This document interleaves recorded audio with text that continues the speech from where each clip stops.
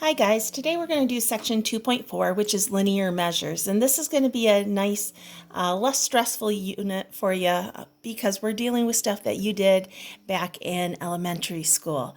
We're going to go back to those standard equations of perimeter and circumference to do this section. So we're going to do a quick little review. The most important thing for you is to make sure that when we're working with our measurements that we have to have the same units. Okay, I can't deal with yards and feet. I need to get them all in the same unit. And typically we tend to go to the smaller unit because it is more precise. So let's go ahead and take a look here. Remember, perimeter of a rectangle is 2 times the length plus 2 times the width. And then the perimeter for a square is 4 times s, where that s stands for the measurement of the side. Here in our example, we have to find the perimeter in feet for a rectangle whose length is 2.5 yards and whose width is 5 feet. So we have in our 2.5 yards that we have to change to feet, and we know that there are 3 feet in 1 yard. So I'm going to go ahead and I'm going to multiply this by 3. And so I end up with 7.5 feet. So we converted it from yards to feet. Now I have the same units. So now we're just going to plug this into our equation. We're talking about a rectangle.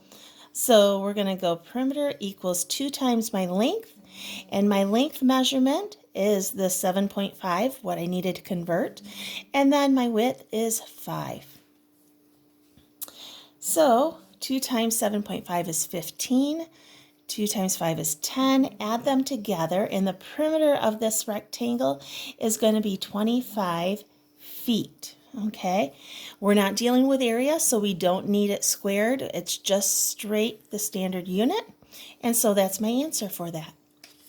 Okay, remember, dealing with a circumference, we're dealing with a circle, and so our equation for circumference is pi d, or you know it sometimes as 2 pi r.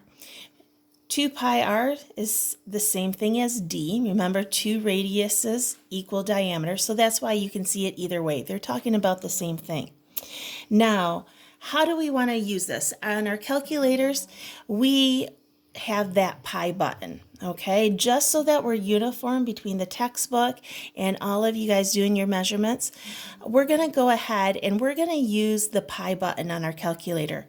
And once you do all your calculations, then your final answer, round it to the 10th. So this way we can, as we grade, make sure we all have the same answer.